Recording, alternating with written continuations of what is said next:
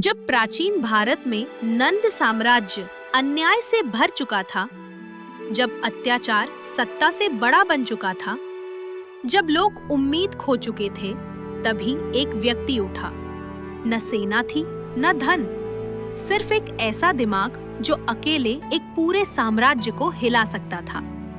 ये कहानी है चाणक्य की, आचार्य, रणनीतिकार और उस किंग मेकर की जिसने सिर्फ अपनी बुद्धि से भारत का इतिहास बदल दिया। शुरुआती जीवन, साधारण जन, असाधारण भाग्य। 375 ईसा पूर्व पाटलिपुत्र में एक साधारण ब्राह्मण परिवार में जन्म। न शरीर से शक्तिशाली, न कोई राजवंशी पहचान, लेकिन बचपन से ही तेजस्वी बुद्धि। 10 साल की उम्र में विद्वानों से बहस जीता। 16 साल में राजनीति और युद्ध नीति में पारंगत। 20 साल में गुरुकुल के शिक्षक बन चुके थे। लोगों को तब पता नहीं था कि यही साधारण सा ब्राह्मण एक दिन भारत की दिशा बदल देगा।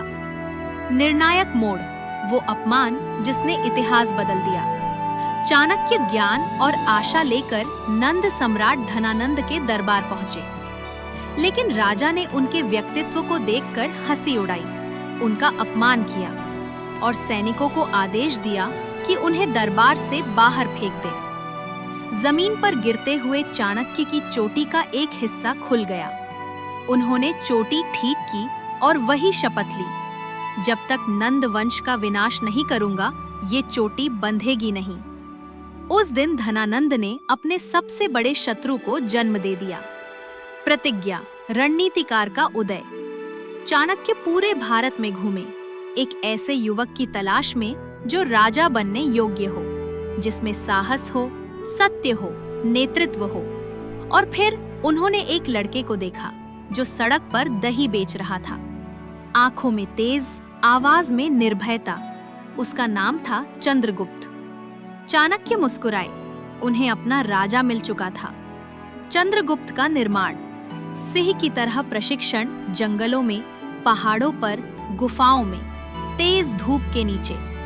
चाणक्य ने चंद्रगुप्त को राजनीति, युद्ध कला, कूटनीति, नेतृत्व, हर कला में प्रशिक्षित किया।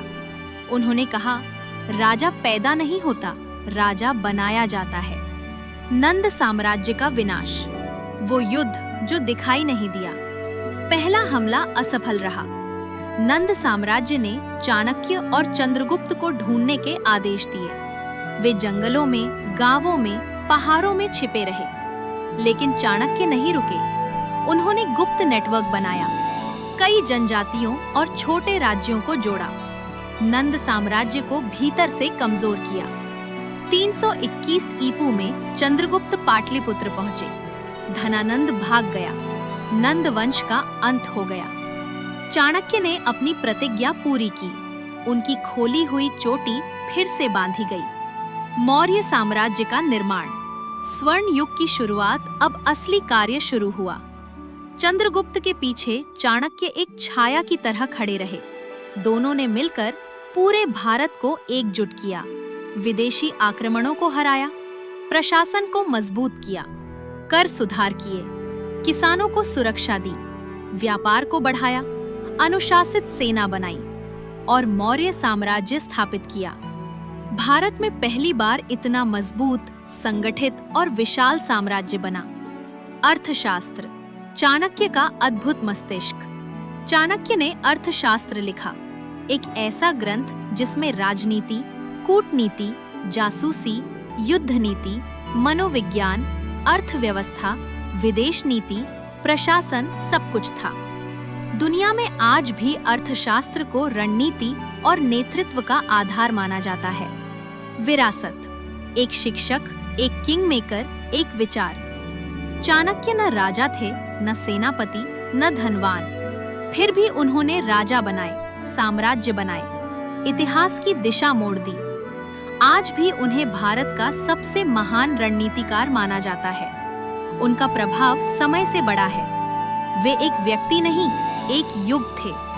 न तलवार, न सेना, न सिंहासन, सिर्फ एक प्रतिज्ञा, एक तेज दिमाग और अन्याय के खिलाफ खड़े होने का साहस। ये थे चाणक्य, एक ऐसा ब्राह्मण जिसने बुद्धि से साम्राज्य जीता? कमेंट में बताएं। चाणक्य के जीवन का कौन सा हिस्सा आपको सबसे ज्यादा प्रेरित करता है? एरा अनकवर को सब्सक्राइब करें, क्योंकि हर युग कहता है एक कहानी।